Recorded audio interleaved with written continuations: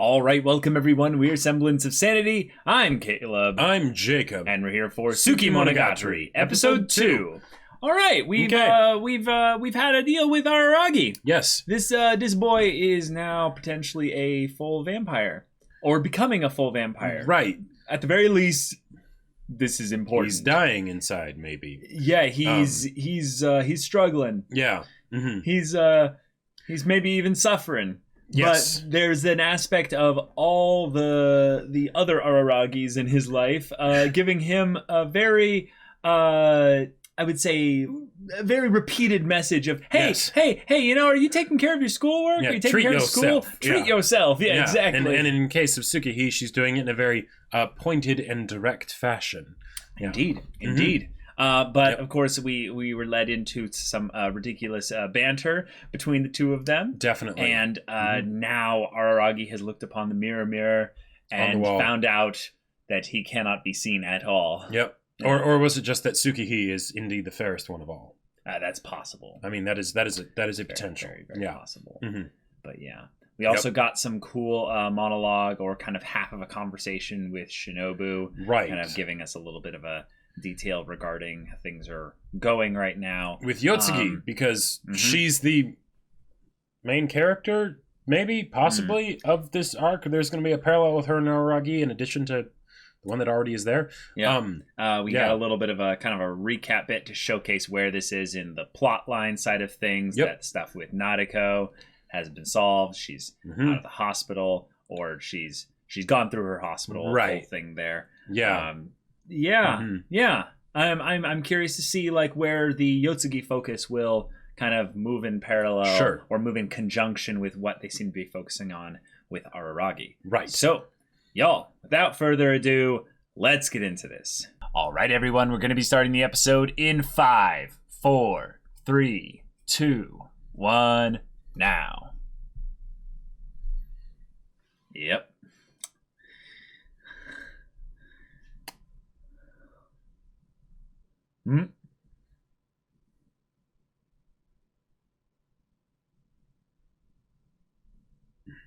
Whoa!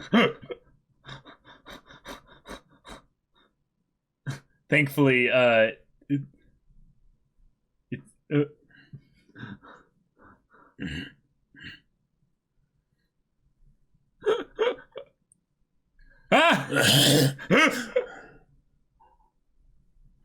Wow. The reverse. Yep.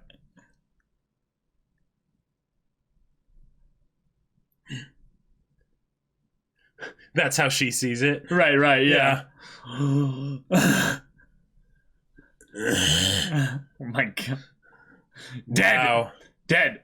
And they should shatter the mirror. Oh, wait. Oh, hey. They ended up inside the tub after all. In the tub, yep. Wow.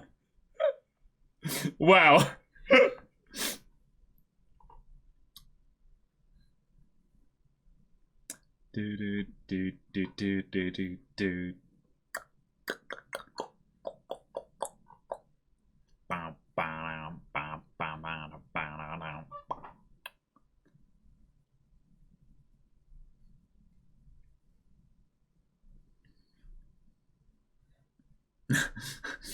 So I guess that scene basically was just concluded with Karen just arriving and just being like, nope.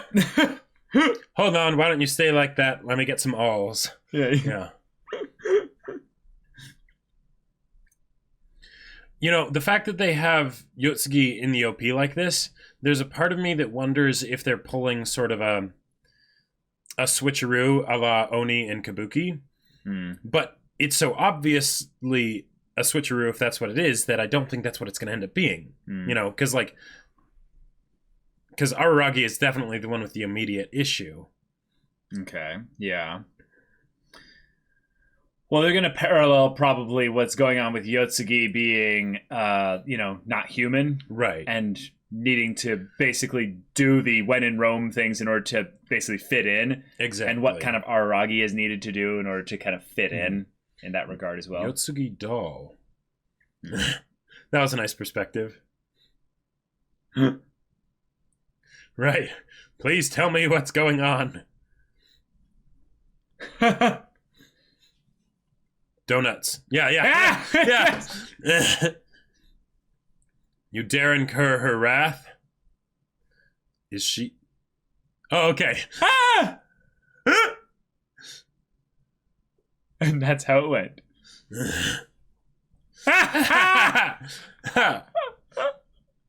Wow. What do you have to say for yourself? Yeah.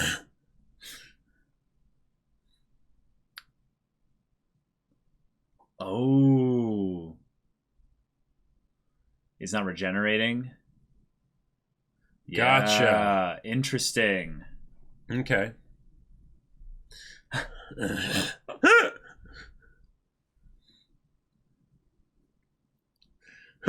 She trussed him up good. Yeah. Yes and no.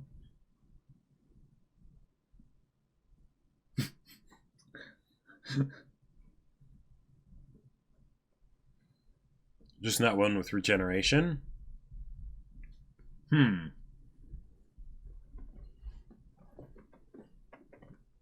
Right.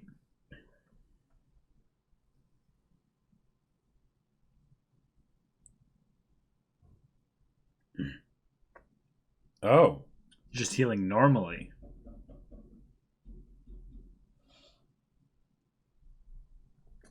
Oh, well, that's a line. That's a line. Yeah. Oh. Oh, because the healing is focused on the bone and stuff.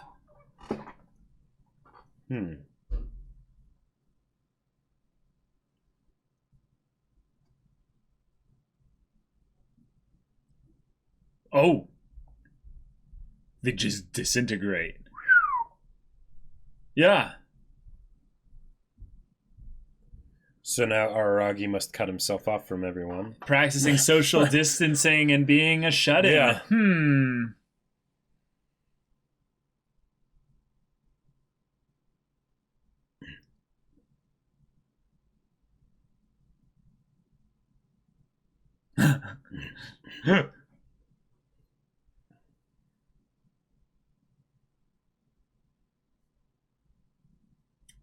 Okay.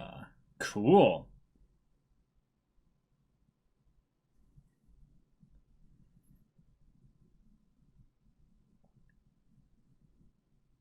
Sure. Right.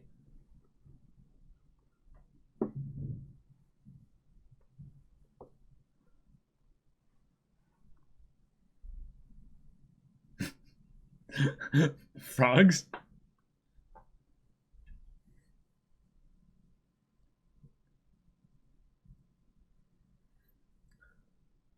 No!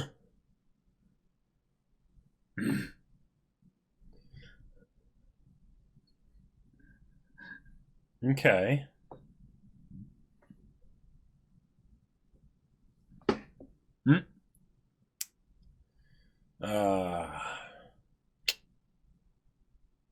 It's very logical.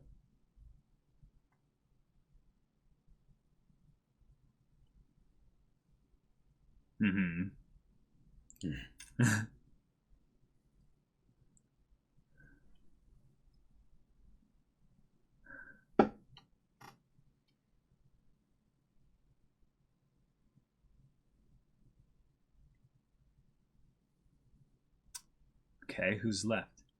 Gain. Oh. Yeah.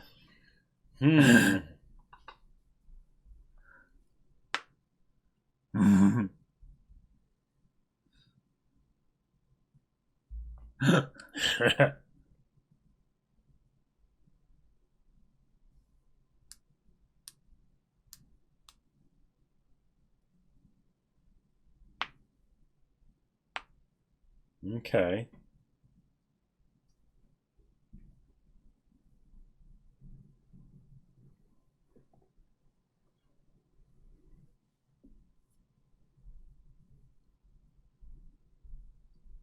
Just get me donuts. Yeah. Yep. Yeah. You've got mail. From Gain. Yeah. Makes sense. Because she knows everything. Uh-huh.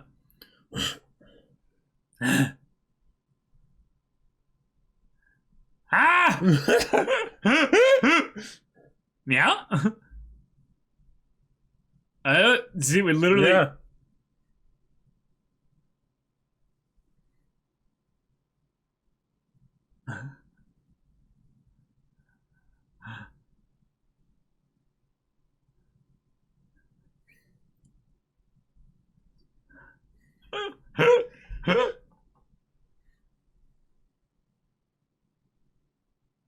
Ha ha ha.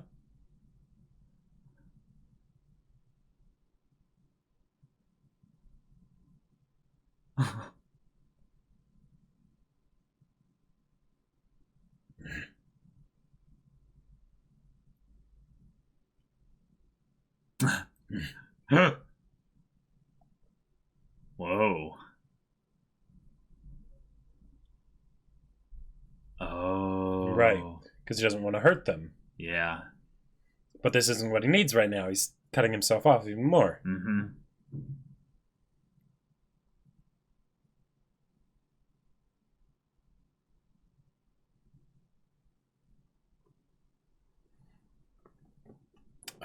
Sure. Yeah.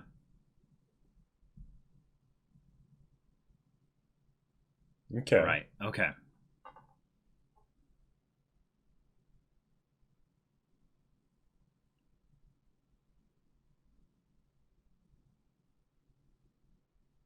It's cool. Call back to Nisei there. Mm-hmm.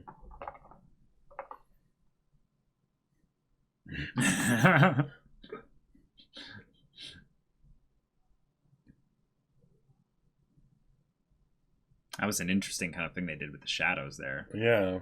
And the words being backwards. This is trippy. Yeah. Huh.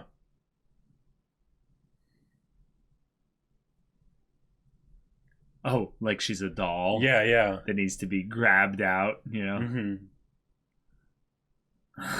Huh.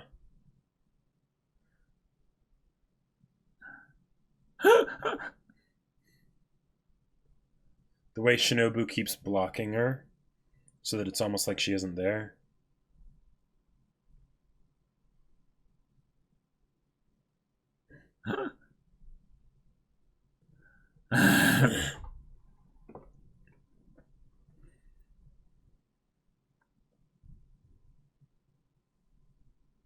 Yeah, they're bringing up the mirror thing.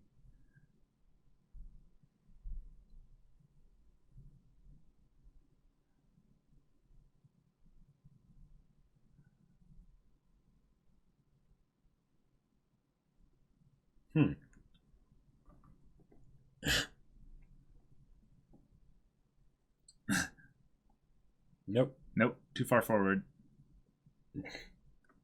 Wow. Wow.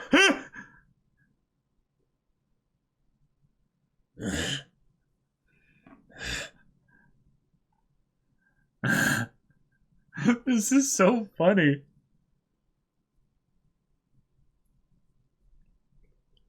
But why isn't she saying anything?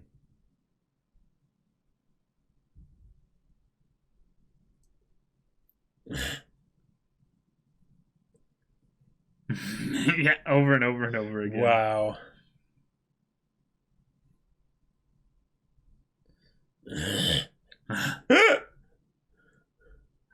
Happy ending.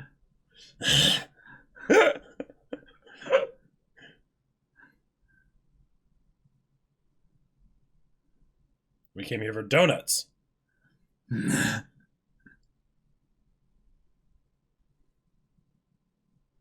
Ooh, Shinobu's not bringing it up. Huh. That's really creepy. Mm-hmm. Finally. Wow. Wow.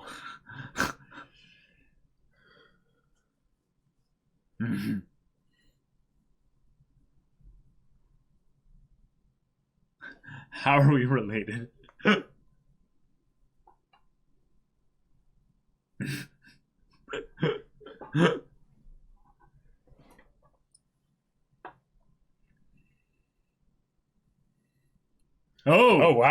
Wow. Okay. Okay. All right. Showing the tree without leaves.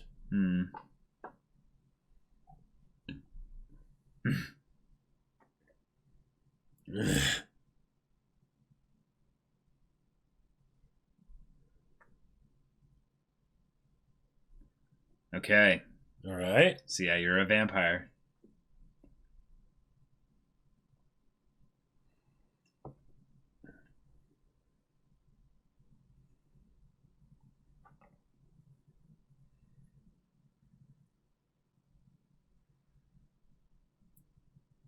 Oh, okay.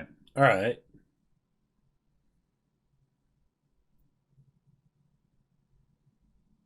Suki. Yeah.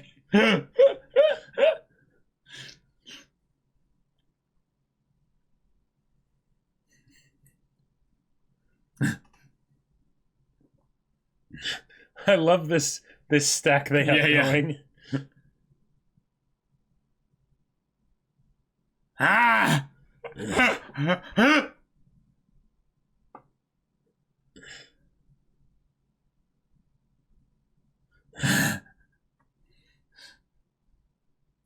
It's analyzing the taste of your foot. Right. Okay. Oh! Oh! Oh, man!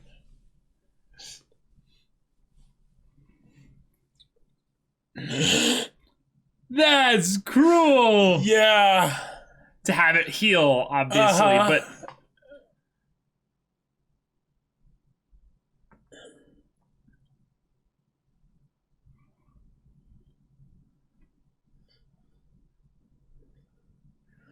Right.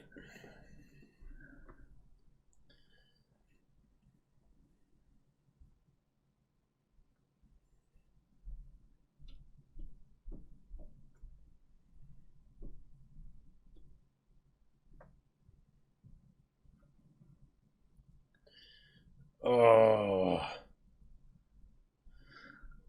It's not working. Uh-oh. No.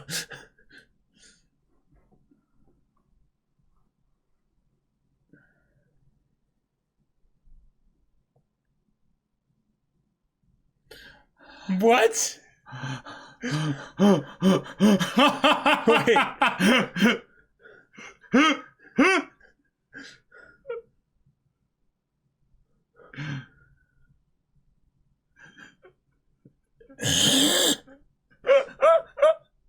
Oh my god. Wow. Wow.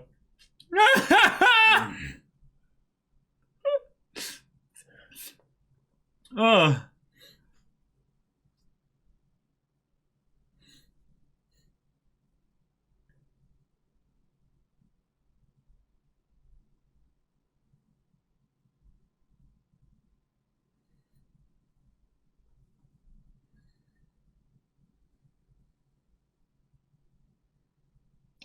Okay.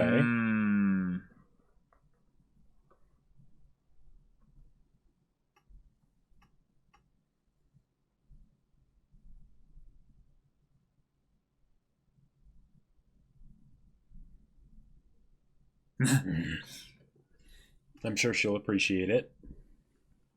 Kisha des Orion Heart on the Blade.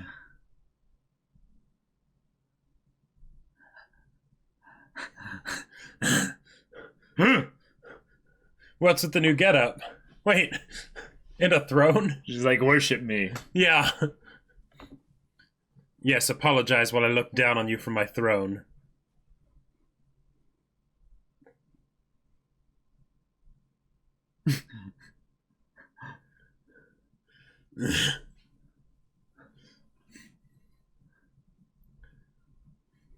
Yes.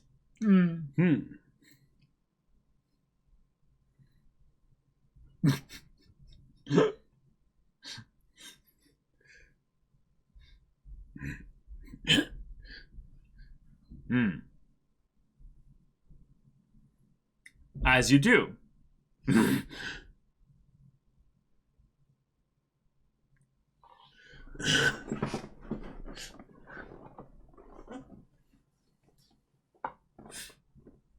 Hmm.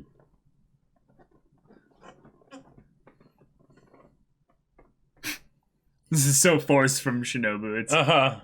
it's hilarious. Yeah.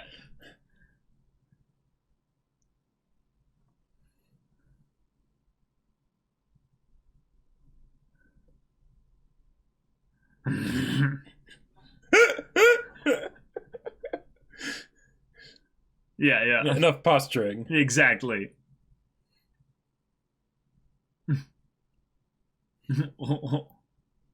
Oh. His smile.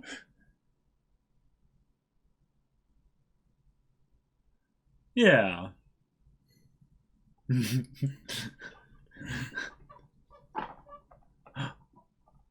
She's like, yeah, I'm so cool.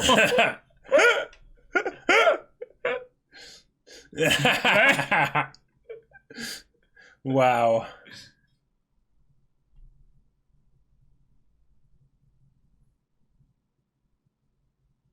Oh, that's funny. Jeez. That's funny.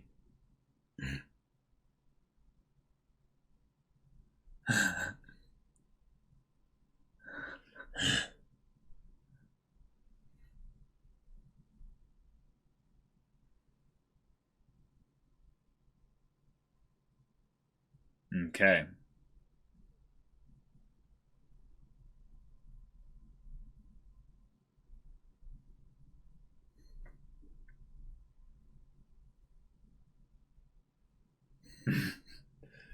Wow.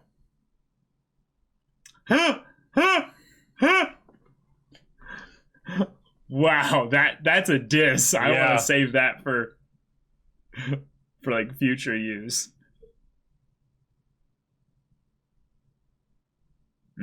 Yeah. Mm-hmm.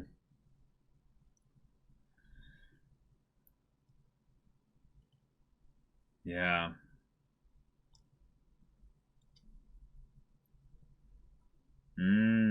All right. Seems a lot of people couldn't do that.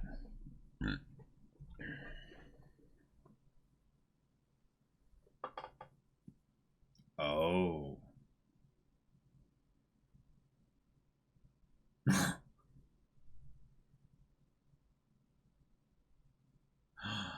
Oh. Cool. He Okay. stressed himself out. He's tired. Yeah. Whoa. Dang. Okay.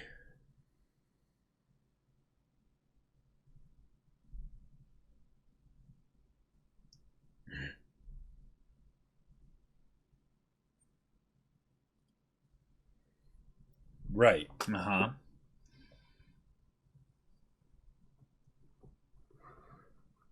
Oh. Okay.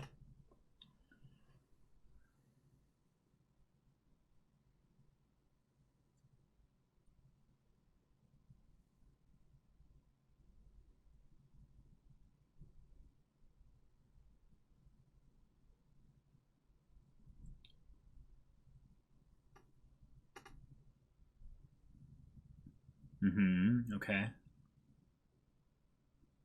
Mm. Right.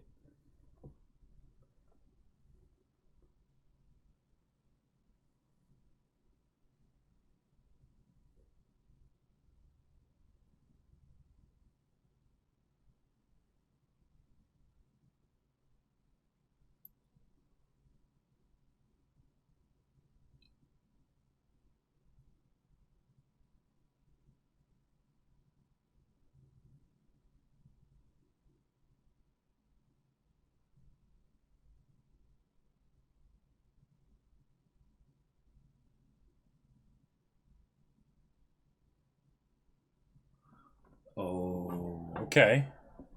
Huh. Okay. All right. That was a fun episode.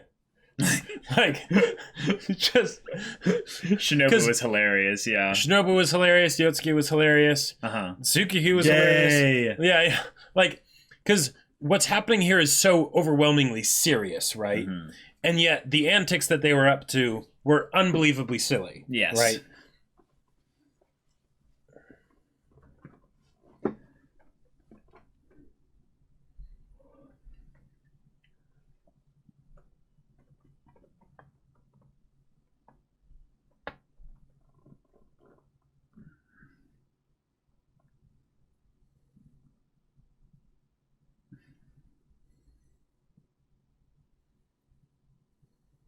Mm.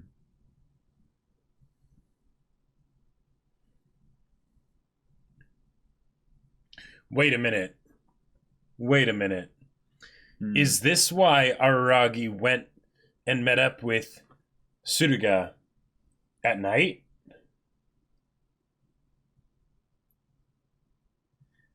Because he was a vampire still? I don't think so, because there's the part where they're outside in the morning after all that. Oh, that's right. Yeah, so I don't think so, no. Yep. Okay, all right. So we got ourselves a little bit of an explanation as to what's going on with Araragi. Mm-hmm. He is becoming a vampire, and it is because he got too used to using his vampire abilities over the course of time, and then became independent of Shinobu. Right. And in a lot of cases, from a meta perspective, it makes sense that would happen, because otherwise it would be too simple to address the problem, and how would you have it happen without also being an arc for Shinobu, right? So having it be something separate, I think that's good, and that way it's fully Araragi dealing with his issues, right? But okay, here we are. Yeah, but if he's then no longer human, or if he's losing his humanity, if you will, right, there's a lot of problems that come with that. So this whole story starts with him basically kind of bumping into Shinobu and becoming a vampire. Right, because he's suicidal and all that. And then everything else happens. So if he's back to that place that he was at the beginning, even if it's in a different way, right?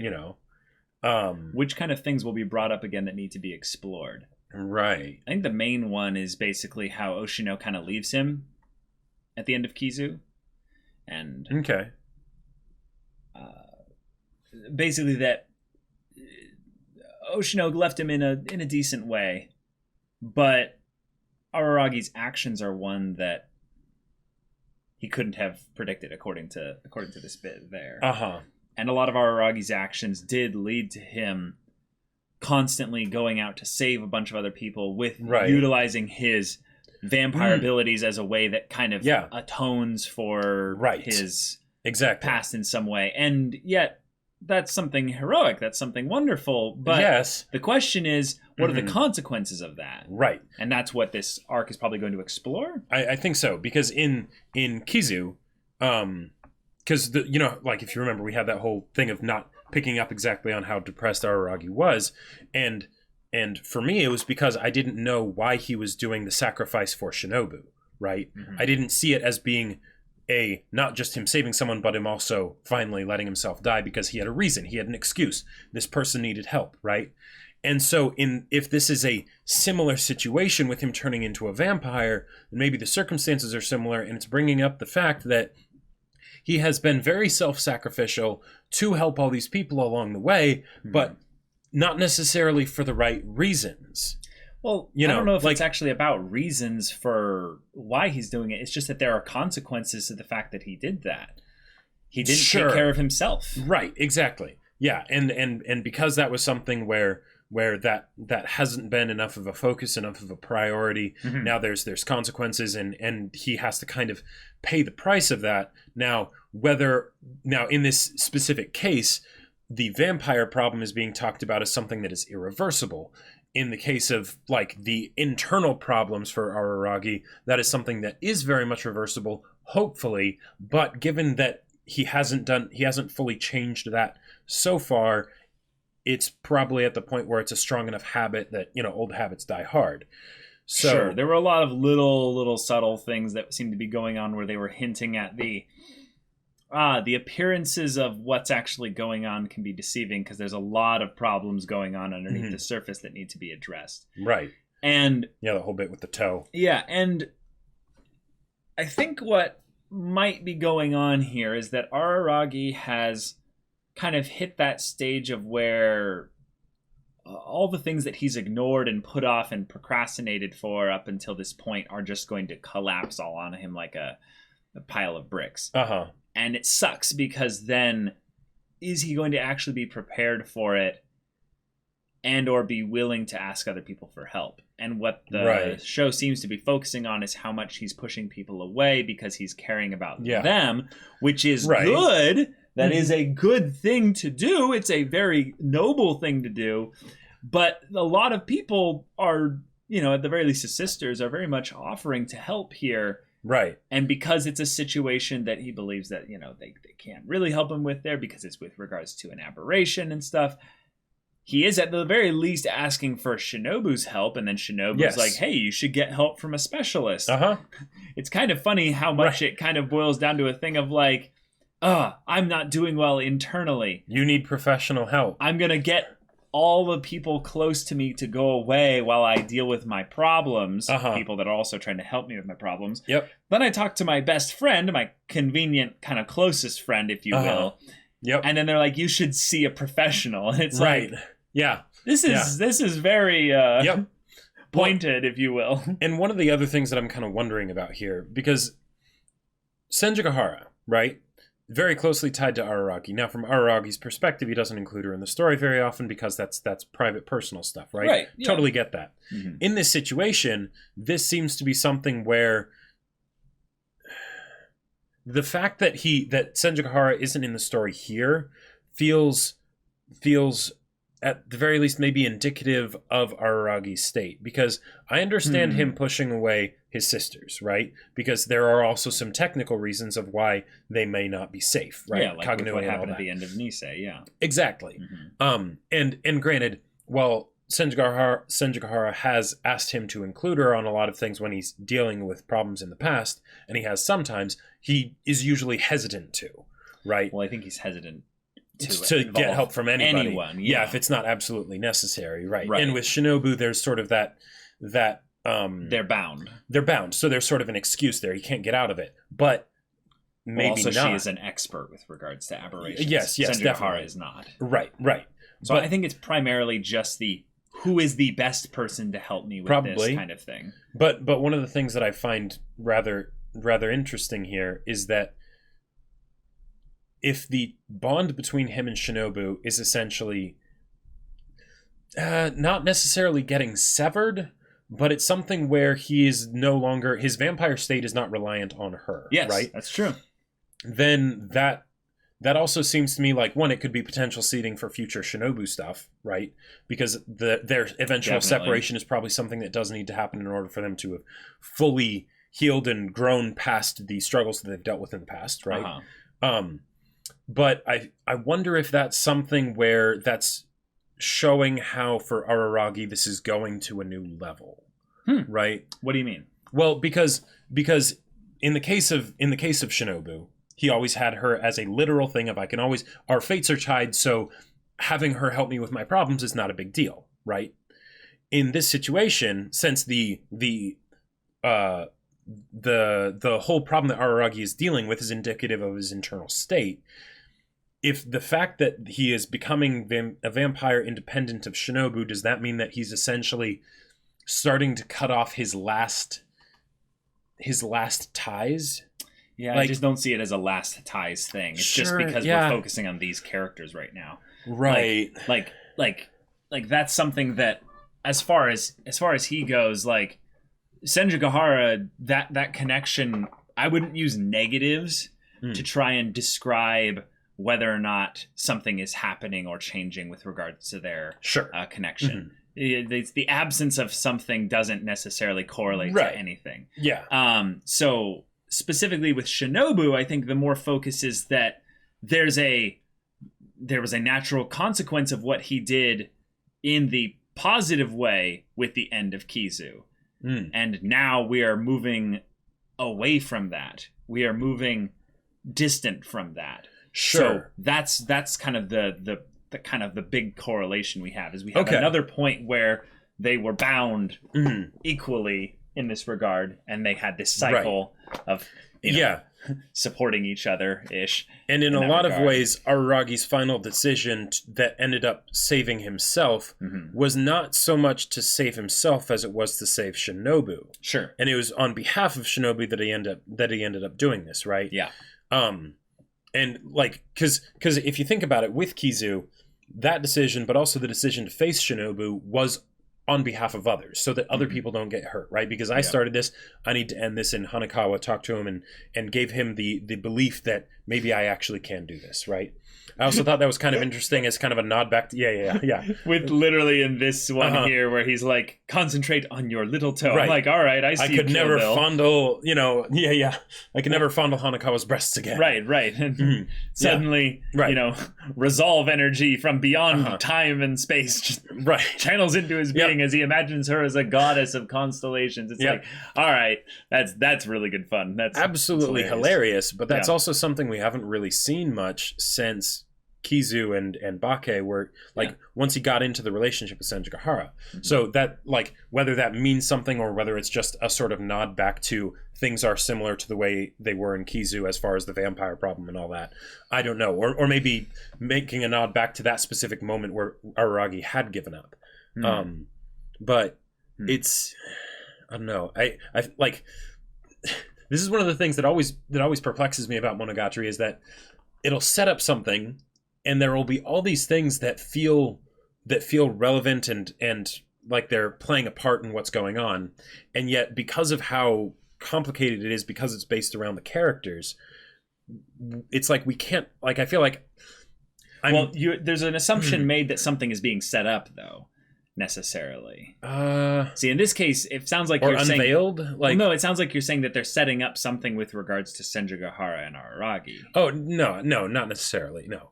Oh, okay. Just that I'm trying to use that as a way to get at what's going on inside Araragi. Well, then because I gotcha. Yeah, but because it's a complicated situation. Well, right, but what's going on within Araragi, we can just take what's in the immediate context of these him not taking episodes, care of himself, which he's not taking care of himself. Right, he is procrastinating his responsibilities. He is specifically going about this in such a way that seems to care about others. But he's not focusing on himself beyond the immediate bit of what is going on. I don't understand this. Right. So he is seeking in some ways some good in that he is trying to understand himself and understand what's going on there. But this is different. We don't know what the impetus is as to actually why he is becoming a vampire. There's like you could say like, oh, well, he's becoming independent from Shinobu. And you're like, okay, cool. And then it's like, okay, well then why is that? Well, it's because he's used and becomes so used to the using of his vampire powers. It's like, well, why does that have to mean anything with regards to his, Are you meaning state here? Are you meaning in a literal sense within the story or on a meta sense for him as a person? Both. Gotcha. I don't think that there's anything that we're supposed to immediately jump at in this episode that tells us this is why things are happening. Like, if you keep asking why all the way, there should eventually be a dead end. There should be a genesis, a point where it began. If I'm gathering it correctly, I think what it is that throughout Monogatari they've had this idea that perceptions can dictate reality, right?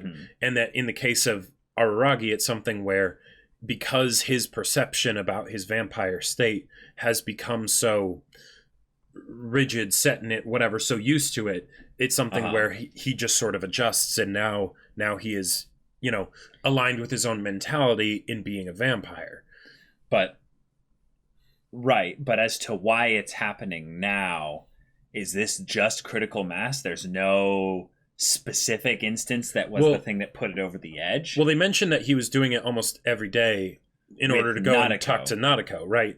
Juicing himself up on vampire power so that he could talk to her, get smited, and not fully die. Yeah. And I guess I didn't realize until now that probably would have meant that he would have not just been going in his regular self, but been juicing up with Shinobu specifically. Yeah. So that he could go there and then come back. That was one of the things that I was like, oh, wait a minute. If that's something they're insinuating, that tells us maybe a little bit more as to why in the first episode they brought up what was actually like, oh, Naoko's whole thing. I was like, yeah, Oh, he would be aware of that, right? And he sees himself as being responsible for what happened, and if there's taking as much mirroring from the literal things that are happening to the internal things that are happening, Araragi is essentially punishing himself day by day to the point of near death over what's happened, right? Right. For essentially what, when it comes right down to it, is Sengoku's decision. So he believes right in it now. So it's maybe it's become like a self-hatred kind of a thing, or something along those lines. I could see that. Where now he's gone into not quite the same place that he was at the beginning, because he does have a lot of people around him, but still a nasty place. Right. I think the punishment thing is definitely a thing that they're bringing up here. And then if that's the case, then this is really bad. Yeah. Because it's the aspect of, kind of mirroring what they're doing with Yotsugi, of having, someone who's a zombie, a corpse, dead inside, if you will. But then in that case, wouldn't well, and I guess wouldn't Shinobu end up wouldn't that be really bad for Shinobu? Right, because she can't feed off of him if he's a vampire. Exactly, and if that's or at least it would change the dynamic, right? Well, doesn't it need to be human blood?